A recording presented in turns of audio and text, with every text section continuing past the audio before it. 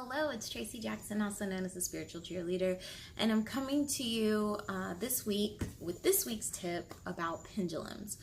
Obviously, last week we talked about crystals, and I wanted to segue into pendulums because the pendulum I use most often actually is a crystal. It's a lapis lazuli crystal, but there are pendulums of other materials. This one is made of wood. There are pendulums made of actual metal or gold, whatever. So you can have pendulums of all different shapes, sizes, weights. It can be something as simple as a paper clip. So pendulums do not have to be fancy in the least bit. You can find pendulums. Typically, I found mine at my local metaphysical store. You can find them there. You can find them online. There is a wonderful, if you're looking for crystal pendulums, there is an individual on Instagram called Chakra Zulu Crystals that sells a bunch of different types of pendulums.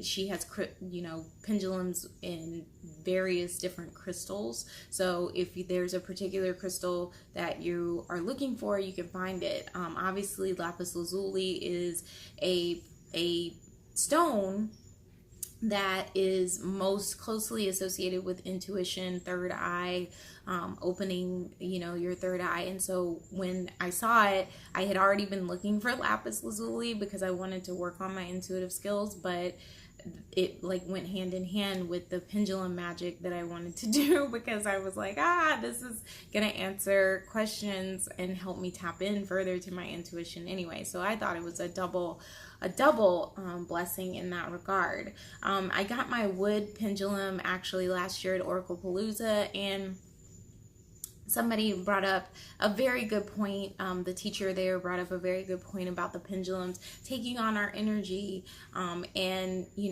why it might be better to have a pendulum made of metal or wood so that your energy doesn't necessarily imbue on it. Now, I think that's obviously much better in the context of doing readings for others. Obviously, I somewhat want the pendulum to take on my energy, and hopefully that energy is neutral energy when I'm asking questions about myself. So I'm okay using my crystal pendulum for me, but if I am asking questions for others, I usually use my wood pendulum. Now, there's many different resources for pendulums out there. I personally bought this book from my local metaphysical store called Pendulum Magic for beginners, and it really goes in depth with different things that you can do with your pendulum, from number one, just asking your simple questions, to choosing what you're going to eat, locating missing objects, things of that nature. So there's so many things that you can do with pendulums. It's really unreal. Another book that I actually had that's discussed pendulums was The Psychic Pathway by Sonia Choquette. And as you can see, I got this book from Half Price Books, but it is a really, really good resource for anyone wanting to learn about spiritual tools and tapping into your intuition a little bit more. But it also shares about the tool of the pendulum. So the basic thing that you want to do when you first get your pendulum, obviously if it's a crystal pendulum, you want to clear it. You want to make sure that it's clear. There's several different ways to clear a crystal. You would do it the same way that you would do if you purchased it or did whatever. You can clear it via sound. You can smudge it. You can obviously, once it's clear, charge it under the full moon. You can do all of those things just as you would do with your regular crystal. The way that I typically clear my crystals is through sound, just because I saw that that's what they did at the little store that I purchased it from. But I mean, I just have a little chime here, and I just run it over my crystal pendulum to clear the energy. And then the first thing that you want to do with the pendulum is kind of, find an area where your actual elbow can rest on the table.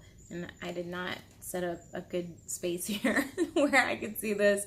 I could show this and actually rest my elbow on the table, but my elbow is actually resting on my desk here, and the pendulum is just hanging, right?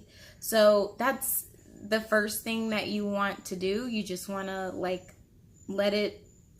let yourself calm down and let it stand still. And then you want to ask it questions. You want to ask it questions that are going to be questions that you already know the answer to, because you want to test out what is going to be the yes on the pendulum and what's going to be the no on the pendulum, right? So the question that I would ask, one of the questions that I might ask first is my name Tracy? And you can see that it's coming back and forth towards me. And that is my yes. That is typically what is indicated as yes for me, and always has been. So my yeses go this way and my nos go this way. So another question that I could ask is, am I an only child? And you can see that it's going back and forth because I do have a brother, right? It's answering no. So the pendulum swings back and forth, and it answers questions for you. So you ask a question you already know the answer to first to get your yes and your no. Some people ask, okay, well, what happens if the pendulum doesn't do anything? Well, number one, that could be that the question is unclear, or the pendulum just doesn't really know how to answer that in the right way. There could be, I've had it before where it's kind of gone one way and then the other way too. Like it'll start one way and then it'll stop and kind of go the other way, or it'll swing in a circle, or it'll, just kind of like do its own thing. And you're like, okay, what does that mean? Well, for me personally, it just means that it's unclear at this point, and like to maybe ask at a later time, usually not the same day, but to allow other things to come in to inform and help clarify your question. Obviously, you are welcome to use your pendulum in the ways that I referenced as well. You can use your pendulum to locate things. So how would I go about using a pendulum to locate things? Okay, let's just say I lost a ring somewhere, and I'm asking my pendulum, pendulum is the ring in the sofa or whatever. Like, okay, see right now it's doing a circle because it's like, I don't know, like I haven't lost a ring, right? So excuse me. The pendulum will, number one, you can ask it the question in that way, or you can actually go to the sofa and say, is my ring here? And like you can hold your arm out on those particular ones, because you can't really rest your elbow, but you can hold your arm out over the space and say, is my pendulum here? Or is it here, or whatever. And you can do the same thing when you're deciding on foods. Like, is this food going to be healthy for me?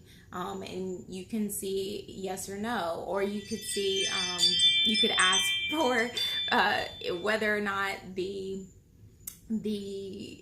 particular pair of shoes are a pair of shoes that would be beneficial for you to buy, or should you buy this thing or should you buy that thing, or should you wear this today or should you wear that today. I mean, you could really get real detailed with the pendulum and use it for every little thing. Obviously, I only typically bring it out for the big gun questions, like that I really want to know yes or no. Like, should I go to this event or not? Like, and half the time you already know the answer, right? Because if I'm asking the question, there's probably hesitation for a reason.